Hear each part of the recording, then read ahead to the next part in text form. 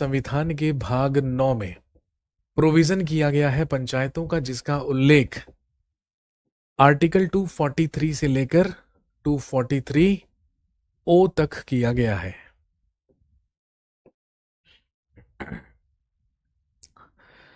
सबसे पहले आर्टिकल 243 में है, अनुच्छेद 243 में है, डेफिनेशंस रिलेटेड टू पंचायत, पंचायतों से संबंधित परिभाषाओं का उल्लेख आर्टिकल 243 में किया गया है।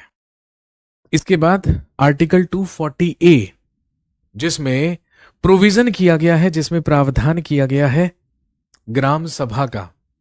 और आप जानते हैं किसी भी पंचायती क्षेत्र में या किसी भी गांव में रहने वाले वो सारे के सारे वयस्क लोग जिनके नाम मतदाता सूची में शामिल होते हैं, उन्हीं से मिलकर क्या बनती है, ग्राम सभा बनती है, जिसका उल्लेख आर्टिकल 243 ए में किया गया है। इसके बाद आर्टिकल 243 बी, जिसमें है कॉन्स्टिट्यूशन ऑफ पंचायत, यानी कि पंचायतों का गठन।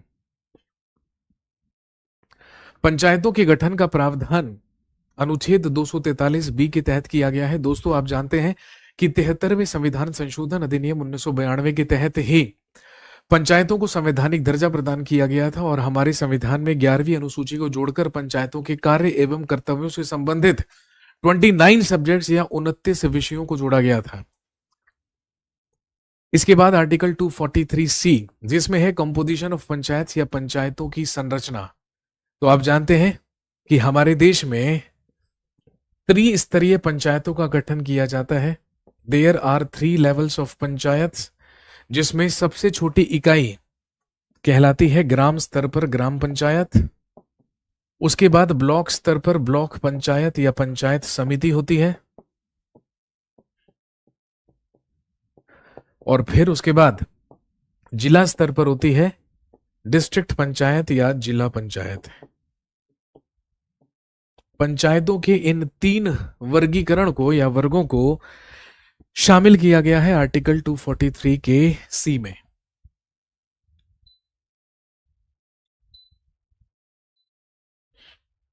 क्लियर हो गई बात? इसके बाद आर्टिकल 243 अगला होता है आर्टिकल 243 का डी, जिसमें है reservation of seats in panchayat, यानी कि पंचायतों में आरक्षण का प्रावधान। तो आप जानते हैं कि ग्राम पंचायतों में भी SC ST को आरक्षण और 1/3 आरक्षण या 33% आरक्षण महिलाओं के लिए दिया गया है। इसके बाद अगला होता है आर्टिकल 243 का ई, जिसमें है टेन्योर ऑफ पंचायत, यानी कि पंचायतों की अवधि, पंचायतों का कार्यकाल, जो कि होता है कितना, 5 years from the first session. ध्यान रखेंगे, प्रथम सत्र से 5 वर्ष का कार्यकाल होता है एक पंचायत का, जो कि आर्टिकल 243 के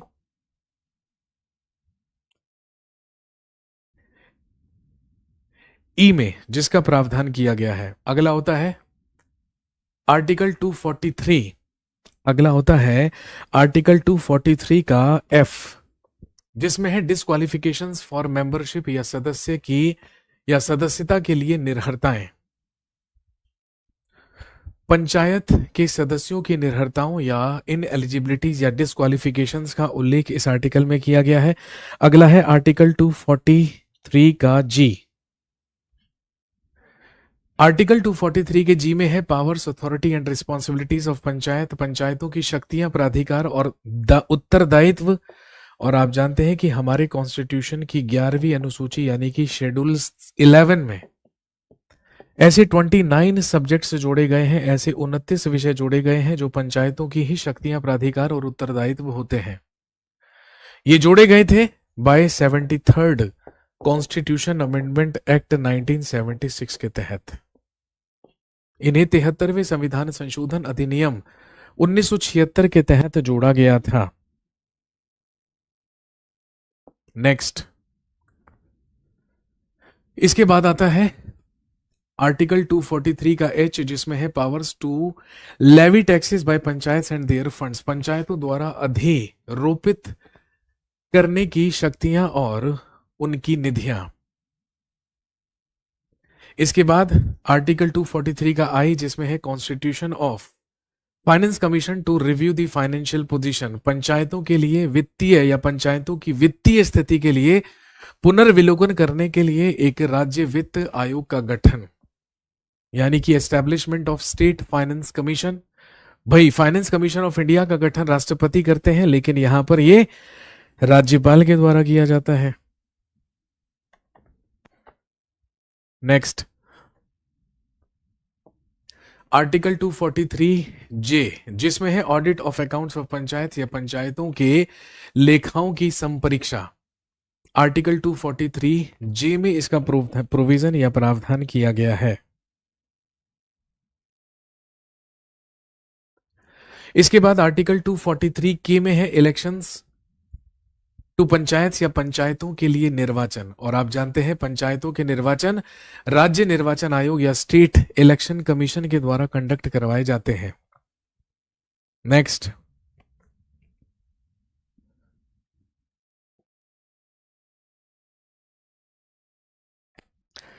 आर्टिकल 243 का एल, जिसमें है एक्सटेंशन ऑफ यूनियन टेरिटरीज या संघ राज्य क्षेत्रों का लागू होना। कहने का मतलब पार्ट 9 के जितने भी प्रोविजंस या भाग 9 के जितने भी प्रावधान हैं वो सारे के सारे यूनियन टेरिटरीज या संघ शासित क्षेत्रों पर भी क्या होंगे, लागू होंगे। इसके बाद आ जाता है अगला आर्टिकल 243 का एम, जिसमें है non application of this part in certain areas, यानी कि कुछ क्षेत्रों या कुछ भाग में इस भाग के प्रावधानों का लागू ना होना। नेक्स्ट,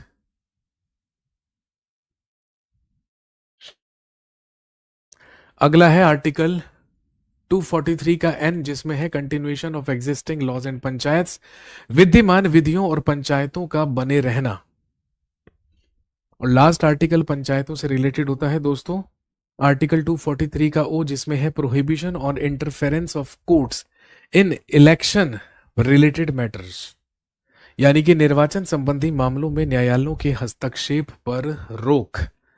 ये सारे के सारे वो आर्टिकल्स हैं, ये सारे के सारे वो प्रोविजंस हैं जो किए गए हैं किसके लिए, तो ध्यान रखेंगे ये सारे के सारे प्रोविजंस पंचायतों के लिए किए गए हैं। इसके बाद हम अर्बन एडमिनिस्ट्रेशन की बात करते हैं, यानी कि संविधान का पार्ट 9A।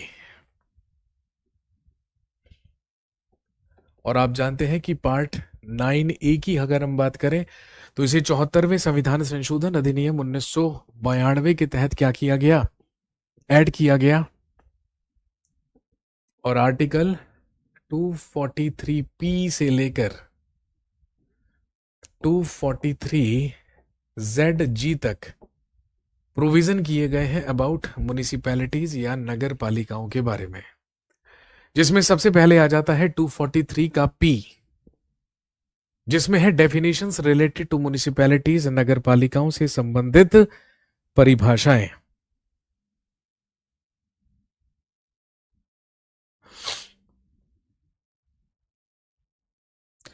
इसके बाद आर्टिकल 243 का Q, जिसमें है फॉर्मेशन ऑफ म्युनिसिपैलिटीज, यानी कि नगर पालिकाओं का गठन।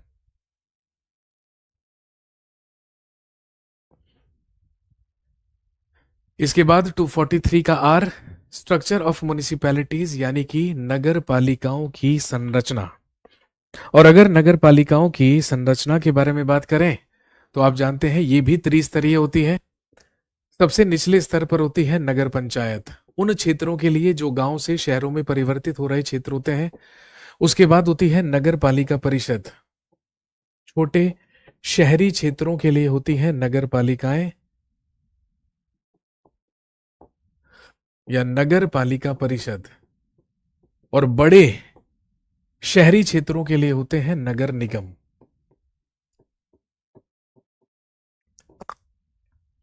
नगर पंचायत, नगर पालिका परिषद और नगर निगम, इन 3 स्तरों पर कंपोजिट किया गया है म्युनिसिपैलिटीज को। इसके बाद आता है आर्टिकल 243 का S, जिसमें है formation and composition of ward committees etcetera, ward समितियों आदि का गठन और उनकी संरचना का उल्लेख। आर्टिकल 243 एस के तहत किया गया है। इसके बाद 243 का टी, रिजर्वेशन ऑफ सीट्स, स्थानों का आरक्षण, वही सेम जो पंचायतों में था। एससीज एसटीज के लिए और महिलाओं के लिए 33% आरक्षण का प्रावधान म्युनिसिपैलिटीज यानी कि नगर पालिकाओं में भी किया गया है। इसके बाद 243 का यू, जिसमें है टर्म ऑफ म्युनिसिपैलिटीज यानी कि नगर पालिकाओं की अवधि, सेम 5 इयर्स या 5 वर्ष। 243 का वी, डिस्क्वालिफिकेशन फॉर मेंबरशिप, सदस्यता के लिए निर्हरताएं। इसके बाद आता है 243 का डब्ल्यू, 243 का डब्ल्यू जिसमें है powers, authority and responsibilities of municipalities, जिसका उल्लेख हमने किया है शेड्यूल 12 में, जिसमें नगर पालिकाओं से संबंधित जोड़े गए हैं 18 विषय, 18 सब्जेक्ट्स, जो कि 74th कॉन्स्टिट्यूशन अमेंडमेंट एक्ट 1992 के तहत जोड़े गए थे।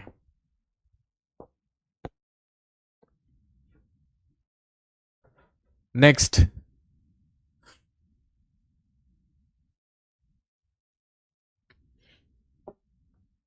टू 43 का X, power to levy taxes by municipalities and their funds, नगर पालिकाओं द्वारा कर अधिरोपित करने की शक्ति और उनकी निधियां। इसके बाद है 243 का वाई, और आप जानते हैं कि 243 के वाई में प्रोविजन किया गया है एक फाइनेंस कमीशन, एक वित्त आयोग का फॉर म्युनिसिपैलिटीज, नगर पालिकाओं के लिए। इसके बाद अगला होता है 243 का जेड, जिसमें है audit of accounts of municipalities, नगर पालिकाओं के लेखों की संपरीक्षा। इसके बाद आता है आर्टिकल 243 का Z A, elections to municipalities, नगर पालिकाओं के निर्वाचन के लिए राज्य निर्वाचन आयोग यानी कि state election commission. 243 Z B, applicability of union territories या संघ राज्य क्षेत्रों पर म्युनिसिपैलिटीज के प्रोविजंस का लागू होना। इसके बाद है आर्टिकल 243 का Z C, this part not to apply to in certain areas, यानी कि इस भाग का कुछ क्षेत्रों पर या क्षेत्रों में लागू ना होना। इसके बाद है 243 का Z D, committee for district planning या जिला योजना के लिए समिति का प्रावधान।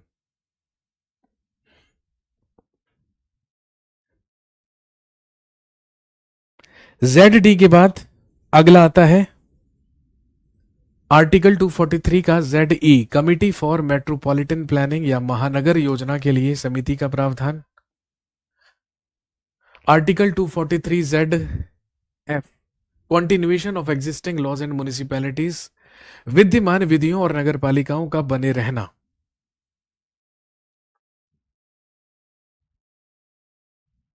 और लास्ट होता है आर्टिकल 243 का जेड जी, जिसमें प्रोविजन किया गया है bar of interference by courts in election matters, यानी कि निर्वाचन संबंधी मामलों में न्यायालयों के हस्तक्षेप का वर्जन। यह है संविधान का भाग 9A।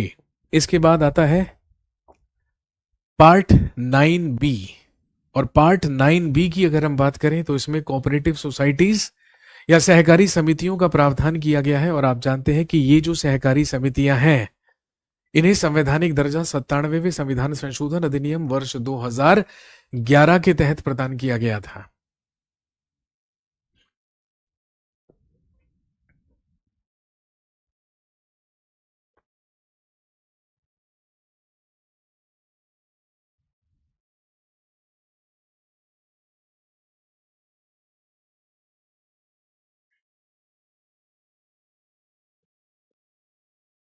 तो ध्यान रखेंगे, this is part 9B of Indian constitution, जिसमें प्रोविजन किया गया है आर्टिकल 243 के ZH से लेकर 243 के ZT तक। सबसे पहले आर्टिकल 243 का ZH, जिसमें है definitions related to cooperative societies, यानी कि सहकारी समितियों से संबंधित परिभाषाएं। इसके बाद आता है आर्टिकल 243 का ZI, जिसमें है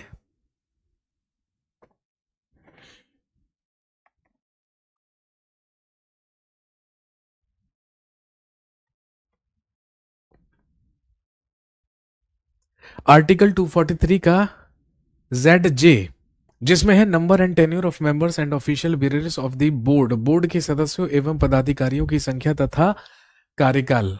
इसके बाद आता है आर्टिकल 243 का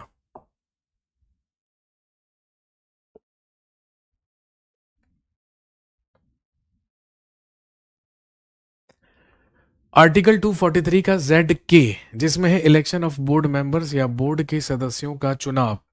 इसके बाद नेक्स्ट आर्टिकल 243 का जेड एम, जिसमें है audit of accounts of cooperative societies या सहकारी समितियों के लेखाओं की संपरीक्षा। इसके बाद आता है आर्टिकल 243 का जेड एन, जिसमें है कन्वीइंग ऑफ जनरल बॉडी मीटिंग या सामान्य सभा की बैठक आहूत करना। इसके बाद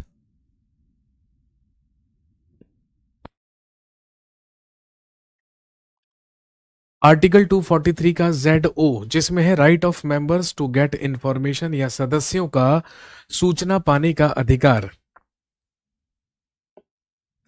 अगला आर्टिकल 243 का जेड पी, जिसमें है ऑफेंसेस एंड पेनल्टीज, अपराध एवं दंड।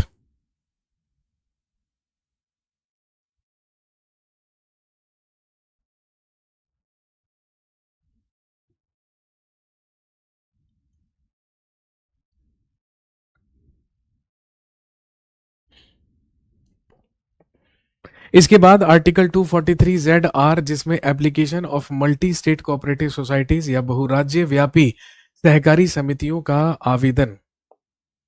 नेक्स्ट होता है एप्लीकेशन ऑफ यूनियन टेरिटरीज, जो कि आर्टिकल 243 के जेड एस में है। और उसके बाद लास्ट आर्टिकल 243 जेड टी, जिसमें है कंटिन्यूएशन ऑफ एग्जिस्टिंग लॉज या वर्तमान कानूनों का जारी रहना। ये था लोकल गवर्नेंस, जिसमें